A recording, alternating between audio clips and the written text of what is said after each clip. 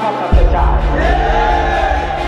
আমি আমাদের এখানে বিএনপির মহানগরের আহ্বায়ক সভা